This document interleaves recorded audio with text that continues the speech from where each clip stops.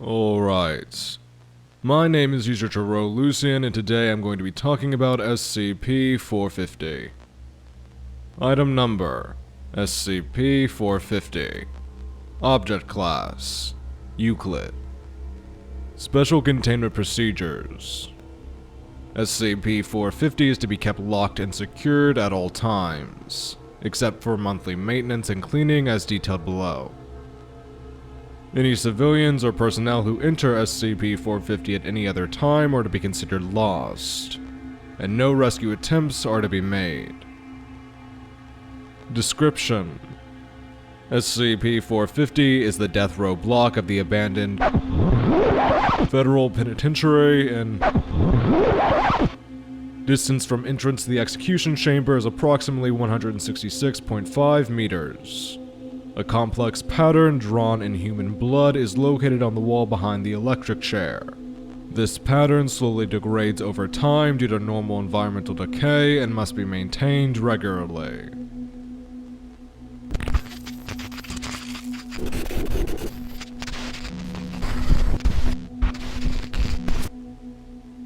Day 2 of Containment Cycle 366.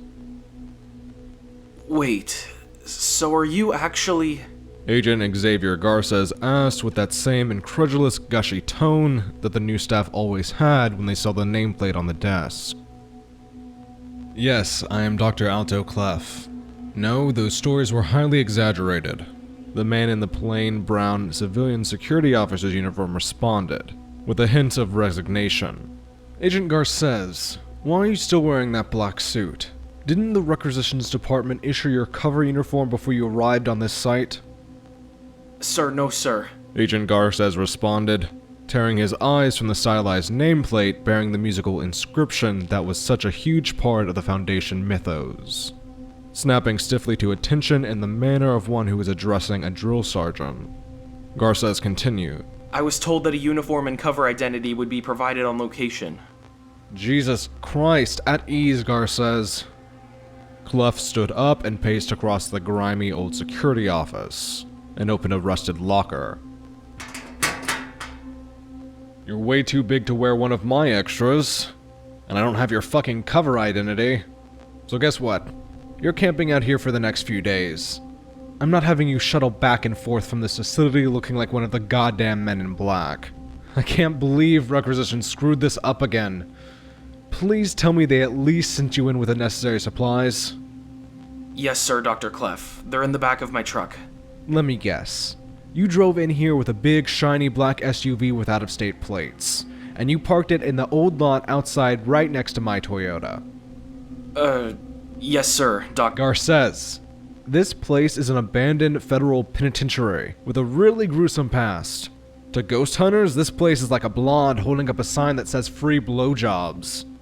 You are supposed to be part of the skeleton rent-a-cop staff that keeps horny teenagers and thrill-seekers from trying to sneak into this building. Do you know what happens to people who sneak into this building? Entering the restricted rooms in this building is invariably fatal. Regulations state that any persons who enter SCP-450 are to be considered lost. Garces recited from memory, still standing at attention with his square jaw thrust up in the air. Do you look like a rent-a-cop? Are you driving the shitty kind of car that a rent-a-cop would drive? Clef limped up towards the younger, taller man, narrowing steely eyes that had already witnessed more than a lifetime's worth of horror. No. I'll tell you what you look like. You look like the fucking new guy who doesn't quite understand what he's dealing with yet. You're here to learn that really fucking fast, or else you're going to die like 1 out of 4 fucking new guys that come in here to learn the ropes. You cut any more corners, and you will wish that I was the goddamn devil that 732 made me out to be. Because that guy would just put a bullet in your worthless ass and bury you in the parking lot. But I am not that man. So if you fuck up in the slightest bit from here on out, you are not only going to die inside of 450, but the gates of hell are going to open up so wide that the cleanup crew that comes in here to pick up the pieces is going to have to fake a natural disaster big enough to wipe the neighboring 3 towns off the map. Am I clear? Sir, yes, sir. Garces said, eyes staring off blankly over the top of Dr. Clef's receding hairline. This isn't the army, Agent. Clef sighed warily, and returned to his desk to send an equally nasty letter to the requisitions officer, who had sent him a new agent without the proper gear. Sorry, Doctor. Garces replied. Receiving no answer, he slumped his shoulders and sat down on the musty tweed sofa in the office. Finally, he spoke up again. So, what are you doing here, Doctor? Clef looked up from his monitor and squinted. Retiring. Day 17 of Containment Cycle 366. I'm getting old, Garces. It was just over 30 years ago when you first secured this site. I was the first person to walk that mile, you know? Devised the containment procedures myself. Garces said nothing. He was dressed in the proper, plain brown uniform now. His eyes locked straight down the dilapidated hallway. His pace was measured and calm. His footsteps almost silent in comparison to the doctor's shuffling limp and the clack of Clef's cane. I based the containment pattern on the Seal of Solomon. Clef continued in a relaxed tone. Thought it would have some sort of arcane power over the entities trapped inside Death Row. It seems to have worked. They've only gotten loose once, and that was 7 years ago when some fucking new guy didn't make it to the chair in time. Once I kicked Bright into the containment zone as a joke. You could smell nothing but burning chimp for the next 3 months, even in the safe zone. Fucker said he'd kill me for that one day. Good times. Also, I fucked your mother. Garces flinched and looked sideways. Clef smacked him in the chin with his still-tipped cane. Don't react, Garces. Don't react to anything while you are taking this walk. You just keep on tuning me out and finish the practice run. We've got 3 more to do today. You need to execute this task perfectly or you will die. Do you understand me? Now come on, back to the starting line. Clef and Garces turned around and walked towards the end of the empty cell block in silence. They were in a safe wing of the facility, one that was secure enough to have electric lights overhead. The air was thick with the smell of rot, strongest at the far wall, where the practice symbol was painted in pig's blood, over and over on a daily basis. Clef paused, holding up his hand before Garces started to walk again. His chest heaved and his hand clenched on the handle of his cane so roughly that it shook. Are you alright, Doctor? Do you need a rest? Garces asked gently. Clef looked down at the grimy concrete floor. You know, I wonder if it even matters. The pattern. We've been tracing it in Death Row once a month for 30 years. But I don't think the entities care about the pattern. All they want is blood. Doctor? It's the walk that's important, Agent. You have to walk calmly and at the perfect rate. Not too fast and not too slow. Don't look to the sides, just go in, smear the blood on the walls, and get out. Do that, and the entities will not see you, and you will live to do this again next month. Maybe get assigned to contain something less shitty later. Yes, Doctor. Did you need to rest? No. I just need to think of something new to torment you while we practice. Something really good. Clef's face split in a wrinkled grin. Let's get going.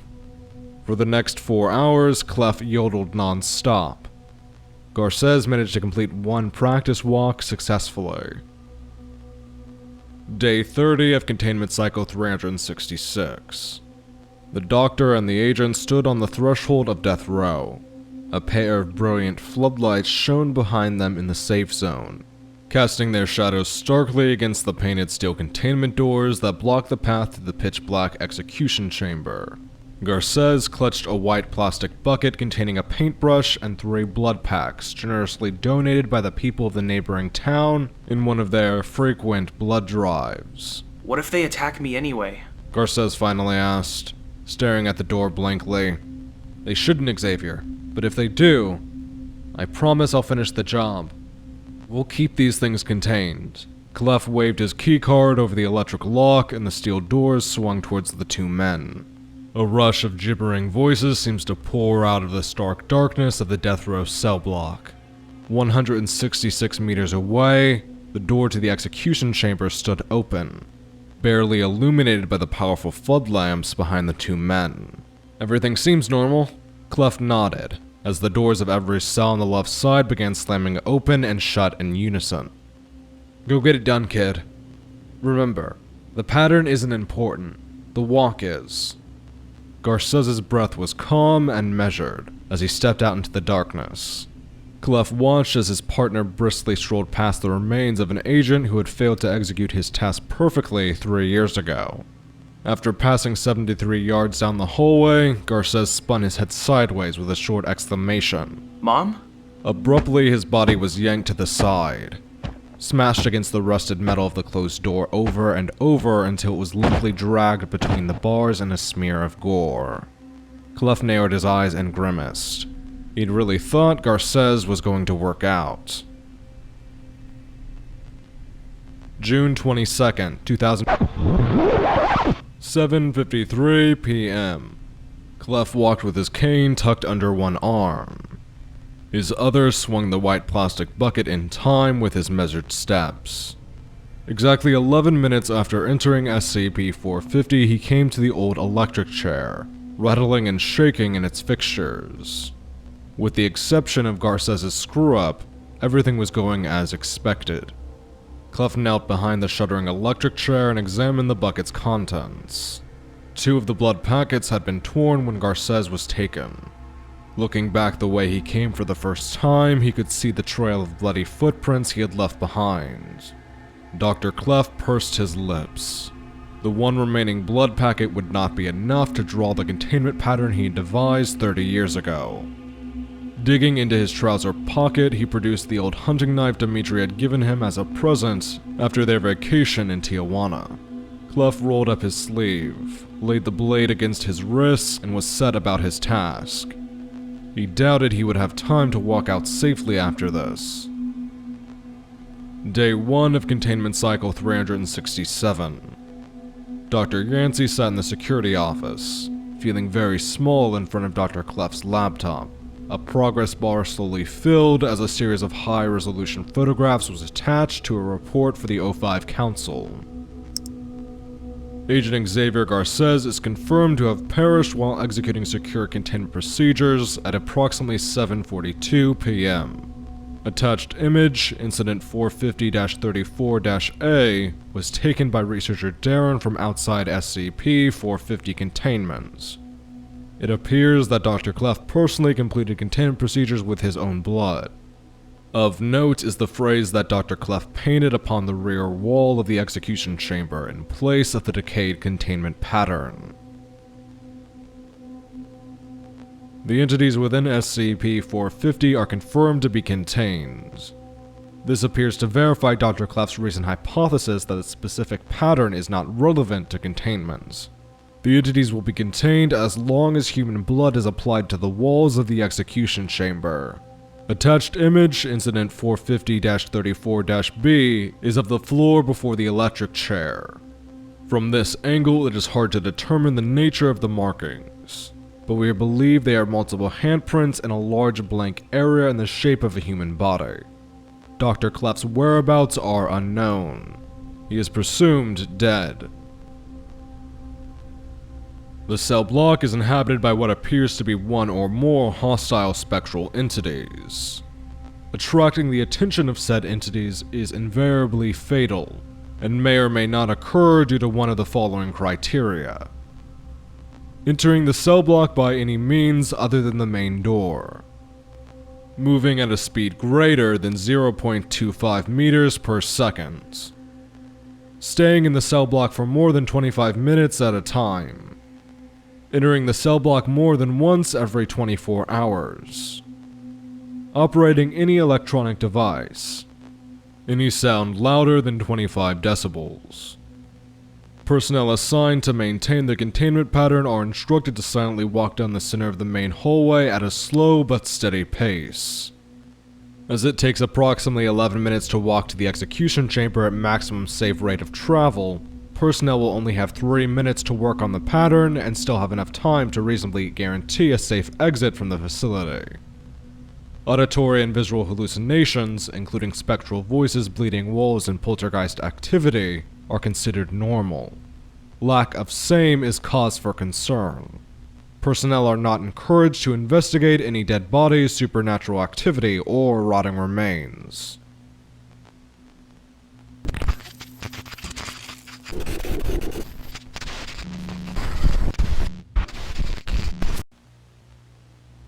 I'm sorry, but look at us. We're still in here after all this time. We've served our sentence and then some, and we're still in this goddamn prison. It's not the time to be angry with each other. We've done enough of that over the years. We don't work together, so we don't get anything done, and they know it. Our fight and our little spats, they're what's keeping us locked up and controlled. Oh, sure, you can kill who you like when they go wandering through and have a jolly time with getting your stab quota filled, but that doesn't give us freedom. It doesn't get us out of these walls. I know me and a lot of you feel the same way about it, about being stuck in this hellhole. I know most of us wouldn't have trusted each other with our lives. But now we have one goal, and that's getting out of this jam. It's not just a spur-of-the-moment type thing. You guys know what happened to Harold. I saw some of you stop by every once in a while checking up on the poor guy. He never did get better. Over the years, he just grew more pale, skinnier. His hair fell out and vanished. I was with him until the end. He just sort of faded away without saying a word. Now, it's happening to Mike, and I'm afraid he's just going to fade away too.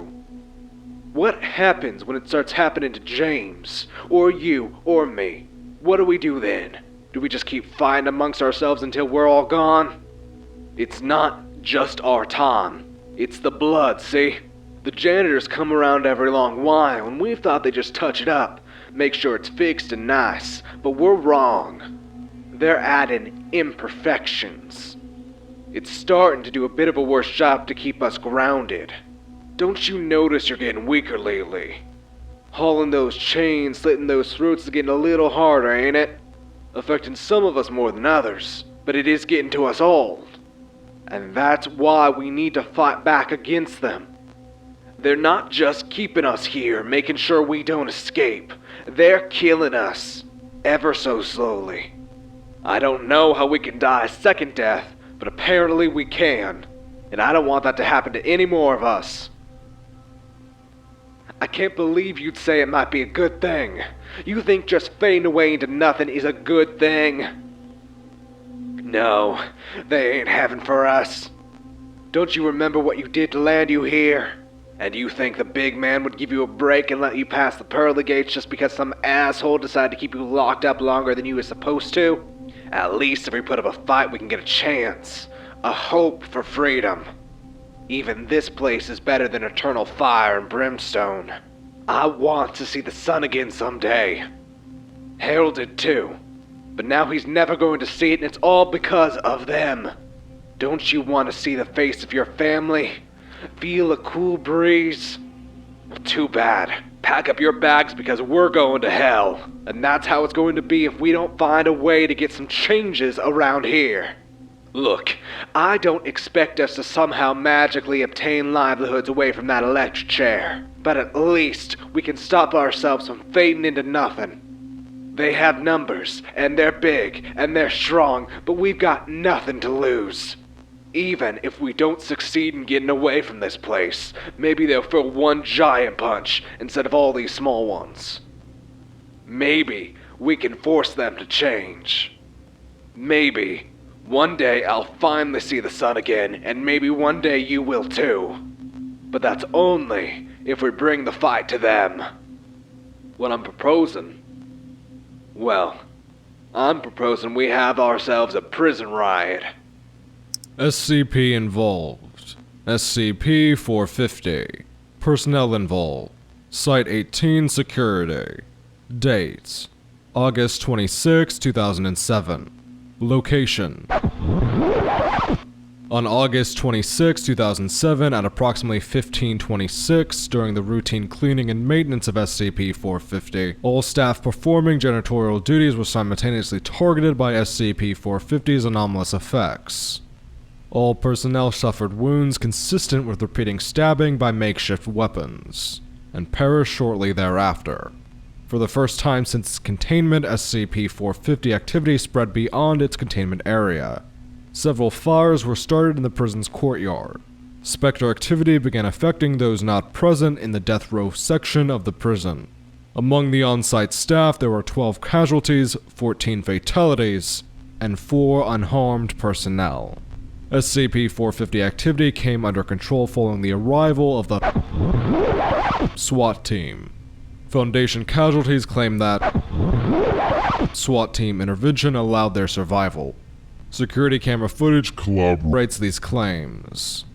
Mobile Task Force Pi-2 arrived at 2233 and extracted casualties, successfully recontaining SCP-450 at 1:22 of the following morning. Debriefing of MTF Pi-2 agents indicates that during its arrival they observed a number of officers surrounding the facility, but were unable to apprehend any due to the evacuation concerns. It should be noted that the SWAT team has been disbanded since 1973, and of its original members only are still living. SCP-450 activity is in decline following Incident 450-2242-12. Alright, that's all I have to say about this subject.